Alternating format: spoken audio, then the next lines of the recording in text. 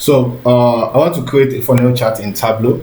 So because I've done the same thing in Power BI, so I want to show you how to create a funnel chart in Tableau without using any external tools or using any images. So to do that, let me just show you what I want to visualize. I want to show impression from which, let me take my value here, and let me change this one to discrete. So let me sort these stages by field and by my value in descending order. So we want to see how our customer drop from impression to reach, from engagement, clicks, sign up, and conversion. We want to show it in funnel chart, because I think that's the best way to show drops in different stages. So to do that, let's clean our worksheet. Bring your stages here and your value that we want to show here.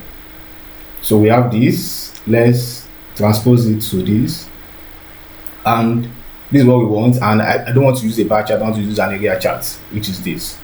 Let me take it to the entire view. So which is this. But let me sort these stages based on my values. So sort it. Go to field and in descending order like this. So we have this, but we want to have this kind of chart at the opposite side. To do that, just duplicate this value here, and this is what we have. What I'm going to do is let's click on this one, edit axis, and reverse. So when we reverse it, we have our Tableau here, our funnel chart here. So yeah, you can hide the header. You can hide this also, and let's format it. Sheets. Let's format everything. I don't need all these ones. I don't need all these ones.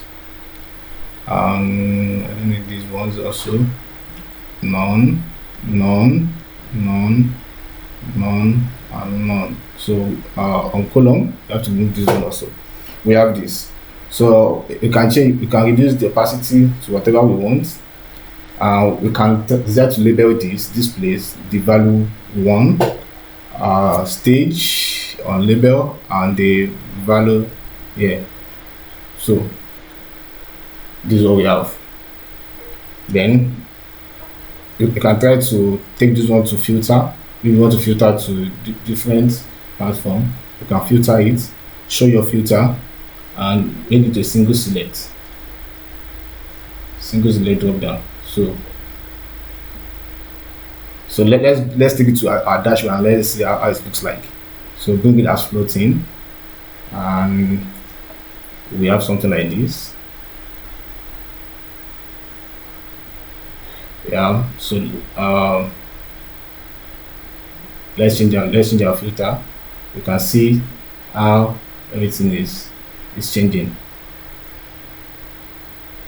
Thank you, everyone. See you in the next class.